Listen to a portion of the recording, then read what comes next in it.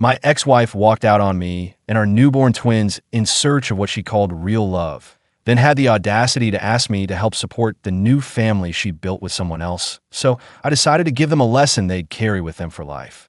It all started 8 years ago, right after our twins were born. Charles and I called it quits.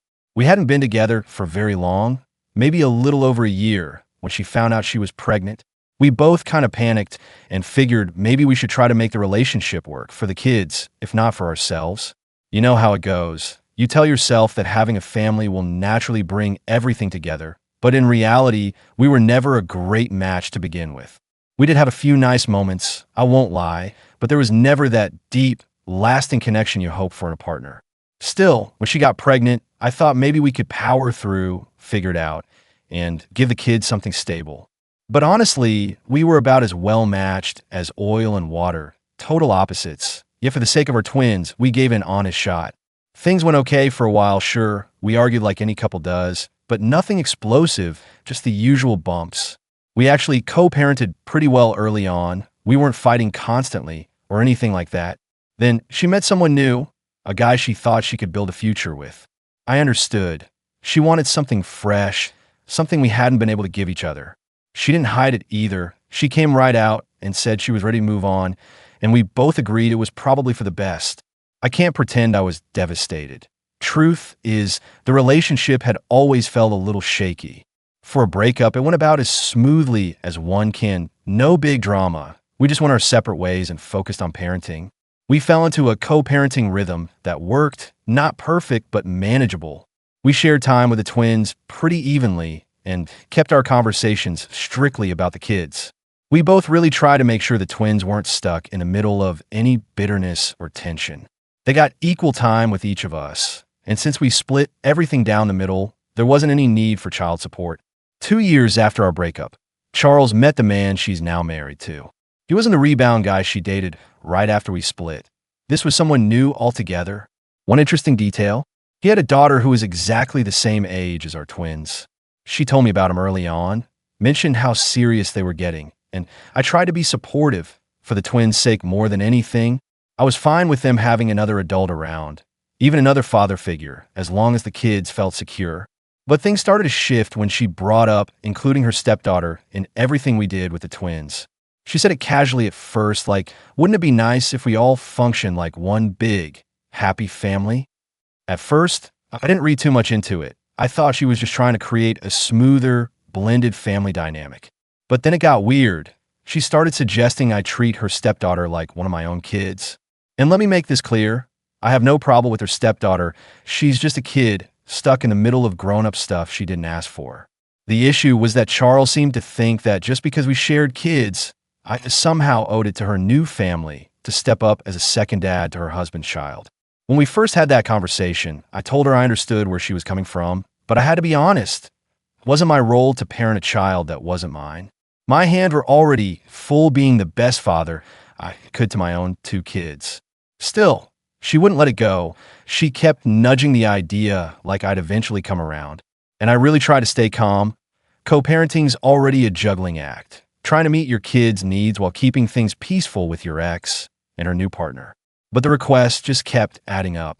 Things really took a turn when she started expecting me to babysit her stepdaughter every time I had the twins, like if I planned a weekend outing with my kids. She'd call and ask if I could bring her stepdaughter too. I didn't mind doing it now and then. It's not like I wanted the kid left out.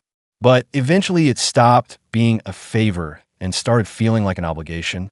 And don't get me wrong, I'm all for lending a hand when I can. But I didn't agree to be a third parent to someone else's kid. That wasn't fair to me, or honestly, to my twins who deserve some one-on-one time with their dad. After a while, I noticed a pattern. Anytime I planned something special, just for my kids, it somehow had to include the other kids in her house. Like I wasn't even allowed to make memories with just my children anymore. If I gave them gifts or took them on surprise outings, I get an earful later about how unfair it was that her stepdaughter wasn't treated the same. One time she even got upset because the gift I bought her stepdaughter didn't cost as much as the ones I got her twins. That was the breaking point for me. I had to draw a line. So I made it clear, my time, my energy, and my money were going to my kids, period. Naturally, she didn't take it well. She accused me of being selfish and claimed I wasn't being supportive of her whole family. But I never agreed to that. She wanted this perfectly blended family, and I respected her vision, but I wasn't part of it. I told her I'd always be there for our twins, and that's where my responsibility ended. She wasn't thrilled, but we managed to keep things civil enough to continue co-parenting. Since then, though, it's been more like parallel parenting. We do our own thing and keep our worlds separate. I stick to my scheduled time with the kids, and we don't really do joint activities anymore. We don't coordinate plans or blend households like before, and honestly, that works better for everyone involved. It's simpler. I get to focus on my kids without juggling someone else's expectations. Still, every so often, she'll try to guilt trip me, acting like I'm doing something wrong by not stepping up for all the kids under a roof.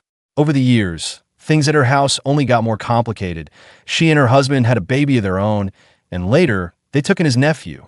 So now, under one roof, there's my twins, their stepsister, a step-cousin, and a half-sister all living together. Charles keeps pushing for this perfect, all-inclusive family vibe, where everyone blends into one happy unit. But I've been crystal clear. My job is to be a father to my own kids, and that's where it ends. It's messy.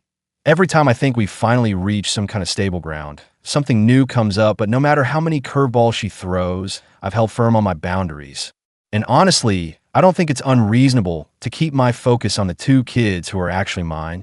I can support her choices as a mother all day long, but that doesn't mean I'm signing up to parent every single child she brings into her life. Fast forward a bit, and this is where everything really started to go sideways. With more and more people added to her household, it became harder and harder to keep the lines from blurring. At one point, we had a pretty fair setup. I did my part as a dad, showed up for my twins, and stayed out of her household's personal business. But little by little, her expectations grew, and every few months, it was like she found a new way for me to step up. First, it was her stepdaughter, then her husband's nephew, then their baby together. Each time, I was somehow expected to take on more responsibility, like I was part of that entire household's parenting team. Then came the school trip, the moment everything boiled over. My kids go to a small school, and because of the size, they're in a mixed-age classroom, which means they share a class with their stepsister and stepcousin. It's not typical, but it worked for the school, and honestly, I didn't have an issue with it. What I didn't expect was that it would suddenly become my financial responsibility to make sure everyone in that classroom got to go on the trip. This wasn't just a casual field trip. It was a big one, an immersive museum experience with hands-on workshops and interactive exhibits. It was the kind of thing the kids would remember for years. It wasn't cheap, but I could afford it, and my twins were absolutely thrilled about it. So I paid for them without hesitation. I let Charles know, figuring she'd be happy for them. But the second I told her, she got quiet. Then she hit me with, "If the other kids can't go, that's not fair." At first, I honestly thought she was joking, like no way did she expect me to foot the bill for the rest of the kids too. But no, she was dead serious. She said it wasn't right for our kids to go if the others couldn't join them. I tried to stay calm. I explained that I covered the cost for my children because they're my responsibility. I even suggested that maybe she and her husband could set some money aside or find a way to raise funds if the trip was that important to them. But then she hit me with, "You need to think about how the other kids will feel watching your twins go and being left behind." Apparently, if the other kids don't get the same experience, the whole dynamic at home will fall apart. And that's when her husband jumped in. He started going on about how it wasn't right to treat the kids differently, that they're all siblings now and should be treated equally, and I'm all for fairness. But let's not lose the plot here. His stepsister and his nephew are not my kids. I don't owe them anything. I looked him in the eye and asked, "Why exactly is it my job to pay for every child in your house?" He gave me this look like I was the villain, like I was being selfish for not opening my wallet wider.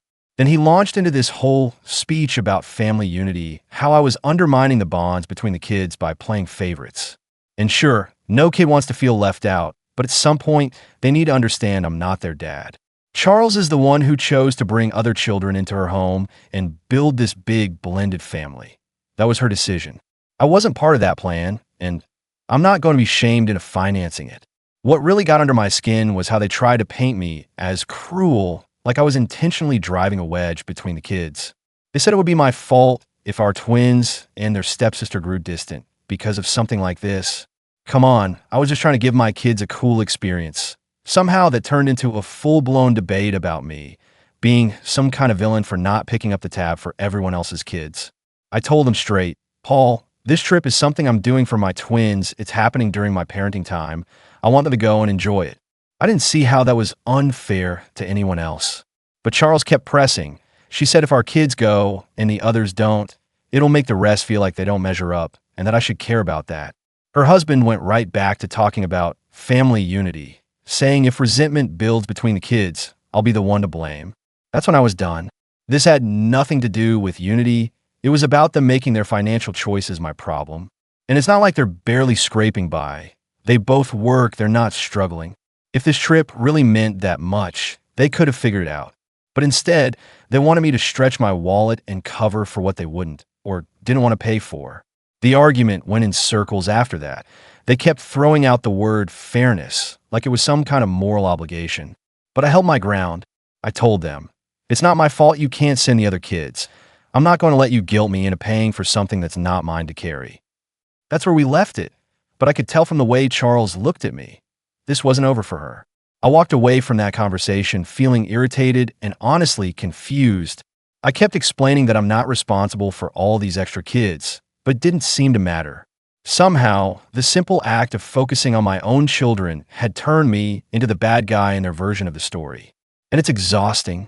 I just wanted to do something nice for my twins. That's all. But now it's spiraled into this giant mess about fairness and unity.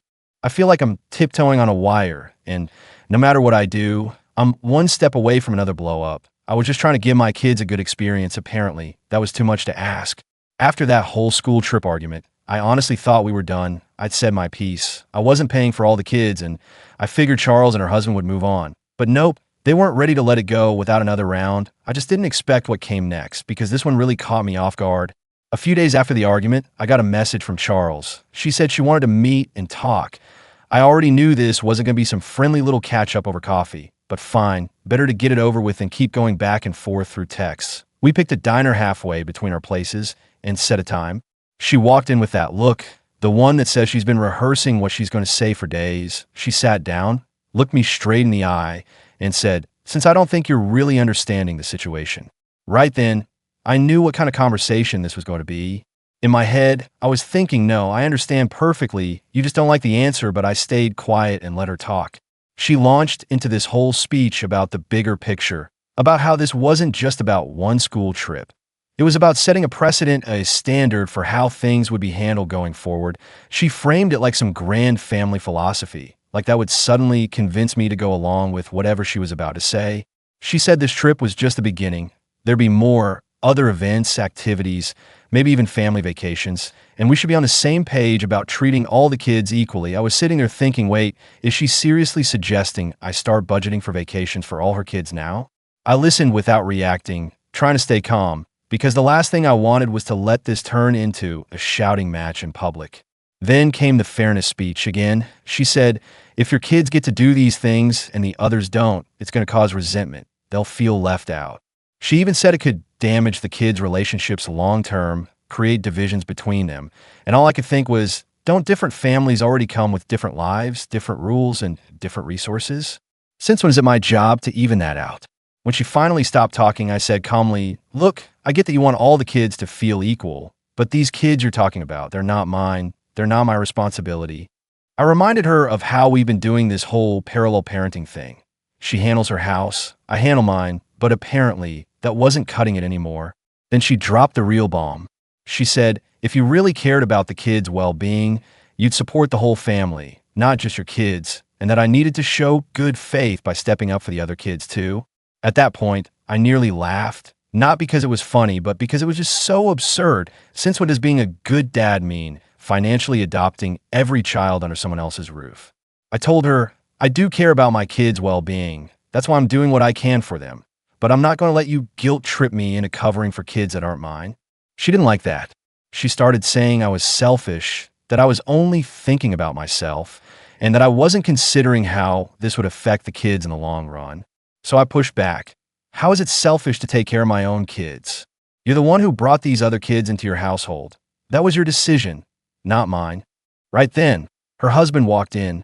Maybe it was a coincidence, but it felt staged. He made a beeline for our table like he'd been waiting for his cue, barely looked at me, went straight to her, and then turned to me like he was the one calling the shots now. He said, "Sud, don't you think you're being unfair? We're supposed to be building a family here, and your actions are putting up barriers."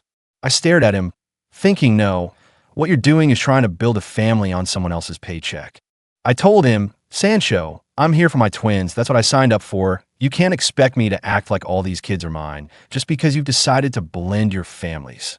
And that's when he hit me with, "Well, if the kids start resenting each other, that's on you. You're the one causing division." That flipped a switch. I said, "No, you're the one pushing this narrative that I'm supposed to play dad to everyone in your house. I'm not making things complicated. I'm doing what I've always done, supporting my twins. That's it." At that point, I didn't care if I came off cold.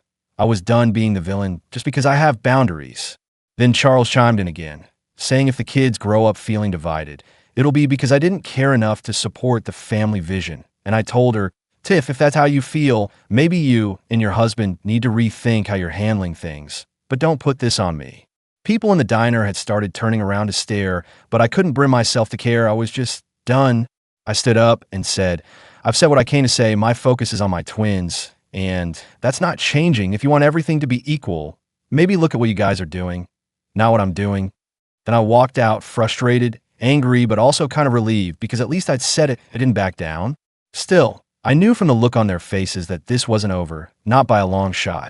I thought maybe, just maybe, things would cool down after that, but of course they didn't. A few days later, my phone lit up with long texts from her family members. It started with her sister, who's usually the one person who stays out of all this. Out of nowhere, she starts texting me about how the kids need to feel like they're part of one big, happy family. She wrote things like, "If you really cared about your kids' happiness, you'd be willing to do this for them."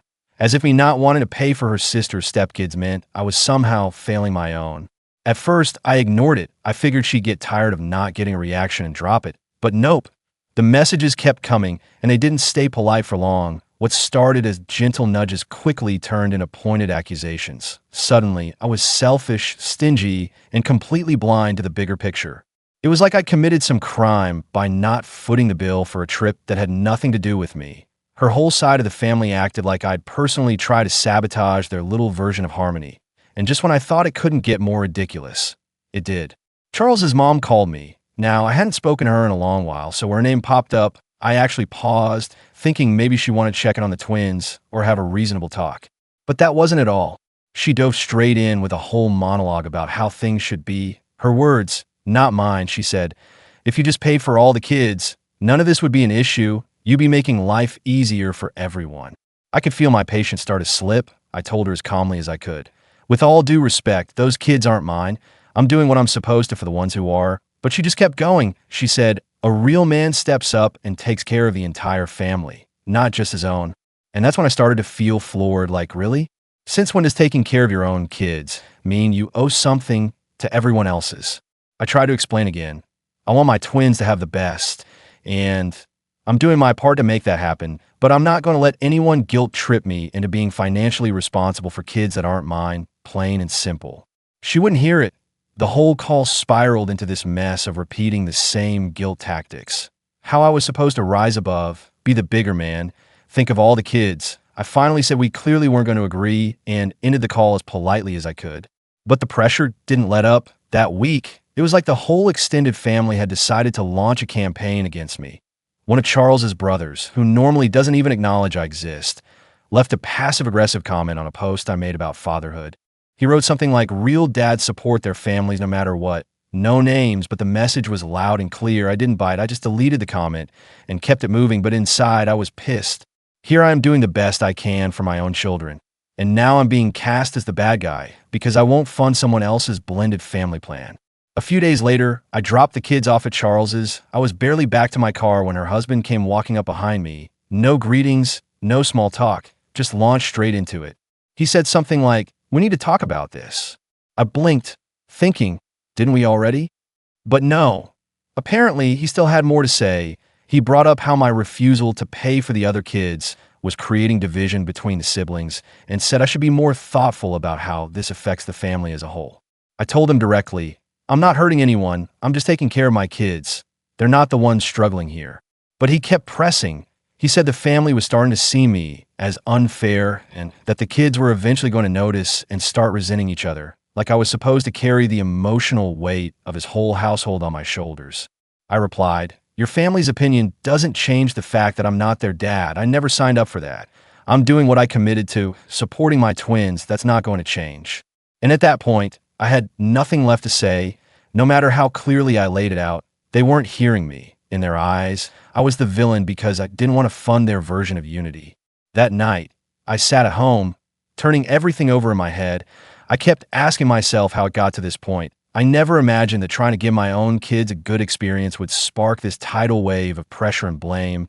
They couldn't, or wouldn't, see the difference between personal responsibility and being taken advantage of. I vented to a couple close friends. They were just as shocked by how hard her family was pushing. One of them even joked, if they care that much about those kids going on the trip, they can pitch in and pay for it themselves. I laughed, but yeah, he had a point. It was getting ridiculous. Every call, every text, every side comment felt like another brick being thrown at my boundaries. It wasn't about fairness or love. It was about control, about getting me to fall in line and do what they wanted, no matter how unreasonable. By the end of that week, I saw it for what it was. They didn't want a conversation. They didn't care about logic or compromise. They just wanted me to give in and become the family wallet for their ideal setup. And I decided, absolutely not. I wasn't going to let their guilt trips or coordinated campaign wear me down. I'm responsible for my twins, period. That's where the line is, and I'm done apologizing for drawing it. It's wild how all this drama started from something as simple as me wanting to pay for my kid's school trip.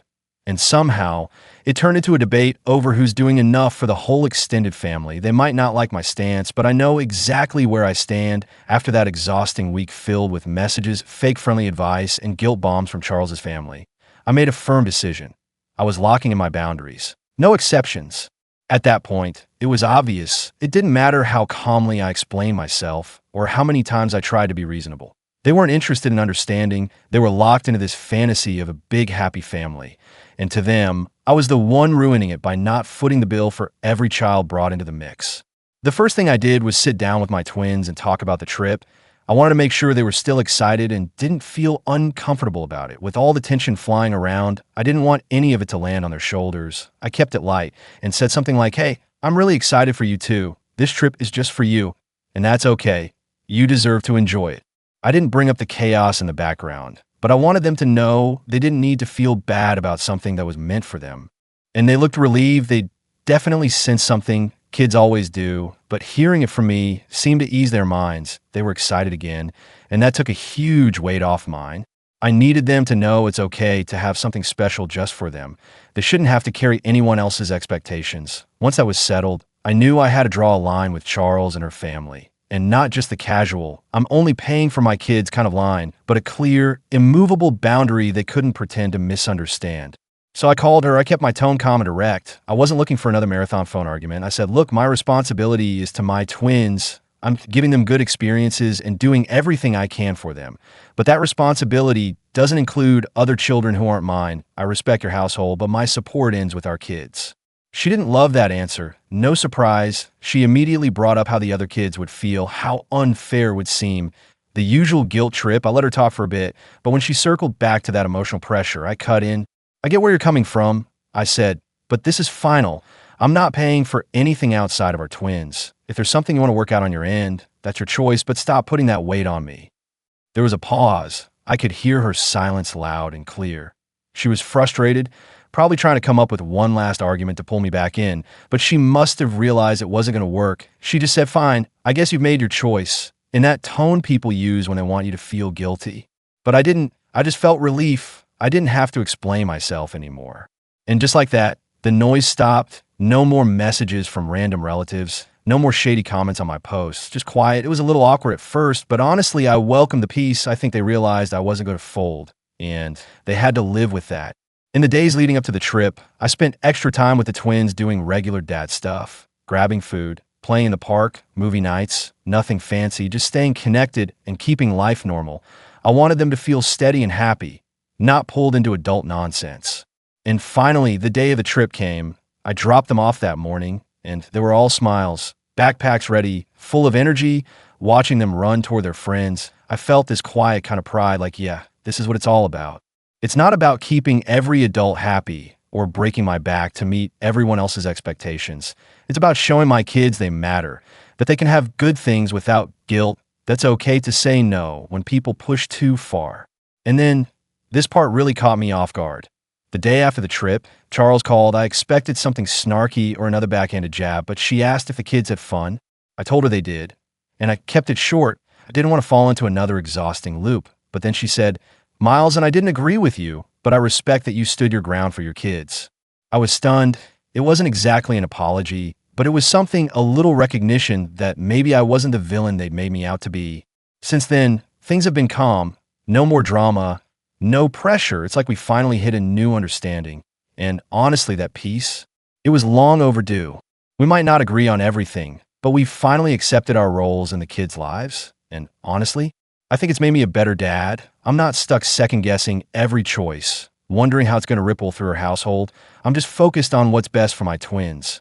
This whole situation ended up teaching me something I didn't even realize I needed to learn.